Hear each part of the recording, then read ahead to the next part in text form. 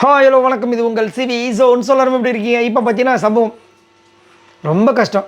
இவர் கமருதீன் இப்போ வந்து இந்த மாதிரி சண்டை ஆகிடுச்சு. அதுக்கப்புறமா அமித் கிட்ட வந்துட்டு நம்ம திவ்யா வந்து கேட்டிருப்பாங்க இல்லையா? ஸோ கேட்டாங்க. கேட்டதுக்கப்புறமா என்ன பண்ணுறாரு அமித் வந்து சரி வெயிட் பண்ணுங்கள், அழுதுட்டாங்க திவ்யா. இதை அழுதுட்டு அரோரா கிட்ட போய் சொல்கிறாங்க. அரோரா வந்துட்டு அமித் கிட்ட வந்துட்டு இப்படிலாம் பேசலாமா, நீங்களே சொல்ல மாட்டீங்கல்ல அப்படின்லாம் பேசுனாங்க. இல்லைம்மா, அவங்களோட ஒப்பீனியன் தான் சொன்னாங்க. நான் இத்தனைக்கும் அவரை கண்ட்ரோல் பண்ணேன். இவங்க வந்துட்டு இது மாதிரி பண்ணுறாங்கன்னு போது அவங்க திரும்ப வந்துட்டு அவன் வந்து பிஞ்சிருன்னு சொல்கிறான், அதை சொல்கிறான், எது சொல்கிறான், இதெல்லாம் வந்து விஜய் சேதுபதி அவர்களுடைய எபிசோடில் சொல்லியாச்சு. திரும்ப இவங்க ஆக்சுவலாக பார்த்தீங்கன்னா நீங்கள் 2 பேரும் சேர்ந்து என்ன பண்ணீங்கன்னு எங்களுக்கு தெரியாதா, நீங்கள் 2 பேரும் சேர்ந்து கேவலமாக பண்ணது எங்களுக்கு தெரியாதான்னு சொல்லும்போது தான் அவர் ட்ரிகர் ஆகிறார். நீங்கள் இந்த வார்த்தை யூஸ் பண்ணுறீங்க திவ்யா, அது அவங்க யூஸ் பண்ண தேவையில்லாதது. ஸோ இவங்க ட்ரிகர் பண்ணுறவங்களாம் அதுக்கு அவர் வந்து எதாவது ரியாக்ட் பண்ணாங்கன்னா நீ எப்படி ரியாக்ட் பண்ணலாம்னு கேட்பாங்களாம். இது எப்படி எனக்கு புரியலை. எனக்கு இதில் வந்துட்டு போயிட்டார். அமித் என்ன பண்ணுறாரு, அதுக்கு முன்னாடி கானாவினது சொல்கிறாரு, அவங்க அழுதுட்டுருக்காங்கடா, நீ அந்த மாதிரி சொன்னது தப்பு, போய் மன்னிப்பு கேட்டுருன்னு சொன்னதுக்கப்புறமா அமித்தும் போய் சொல்கிறாரு. அவர் அங்கேருந்து வராரு. எதுக்கு வர்றாரு, வந்து மன்னிப்பு கேட்கறதுக்கு வராரு. வந்து உட்காந்துட்டார் கமருதீன்.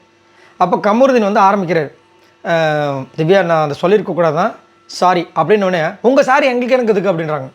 எதா உங்கள் சாரி எதுக்கா? அவர் டென்ஷன் ஆகிட்டார். யார், அமித் பார்கவ்.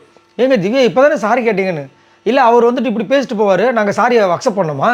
உடனே இந்த பக்கம் திரும்பிட்டாங்க. எனக்கு ஒரே சிரிப்பு. அதுக்கப்புறம் இப்போ நம்ம சிரிப்பு வருமா தான்.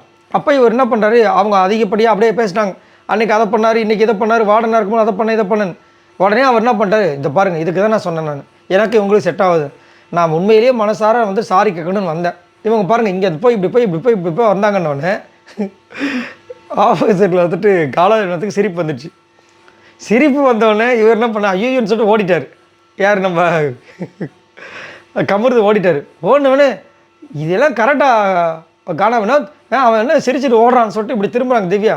பார்த்தா அவர் சிரிச்சது பார்த்து நீங்களும் சிரிக்கிறீங்களா அப்படின்ட்டு உள்ளே ஓடி போய் ஓன்னு அழுகுறாங்க.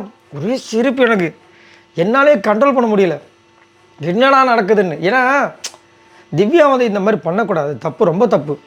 ஒரு சாரியை எக்ஸ்பெக்ட் பண்ணி அமித் கிட்ட அவ்வளோ சண்டை போடுறாங்க. அவரும் வந்து இவங்களுக்காக போயிட்டு கமருதீன்கிட்ட போயிட்டார்.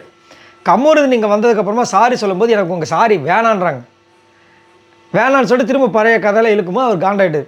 இப்படின்னு பண்ணார். அவர் சிரிச்சா, இவங்க சிரிச்சாங்க, அசிங்கமாக போச்சு. யாருக்கு நஷ்டம்? யாருக்கு நஷ்டம்? இவங்க வந்து இந்த மாதிரி சாரி வேணான்னு சாரி கேட்க சொல்லுவாங்களா?